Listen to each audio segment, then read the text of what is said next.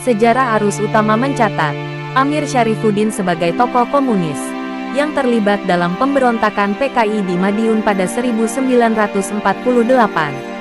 Namun, di balik sejarah kelam tersebut, banyak hal baik yang patut dikenang dari pejuang kemerdekaan sejak zaman pendudukan Jepang itu.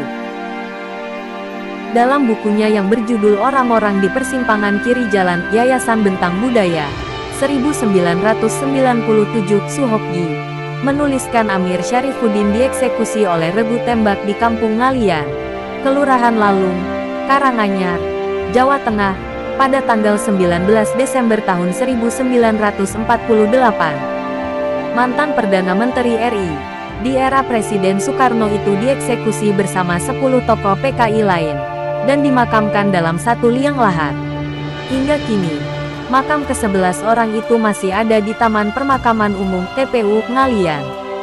TPU Ngalian berjarak 3 km dari kantor Bupati Karanganyar, sekitar 200 meter dari jalan raya penghubung Kabupaten Karanganyar Wonogiri.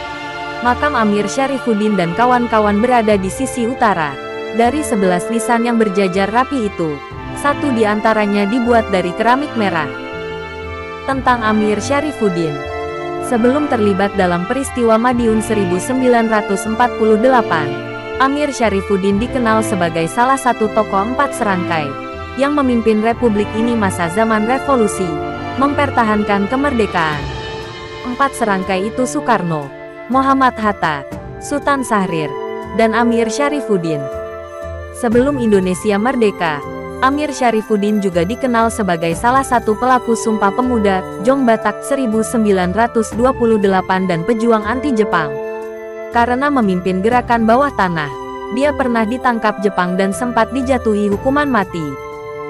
Namun, berkat lobi-lobi dari Soekarno-Hatta, Jepang akhirnya meringankan hukumannya jadi penjara seumur hidup. Setelah Indonesia merdeka, masyarakat awalnya bergerak sendiri. Semua bebas.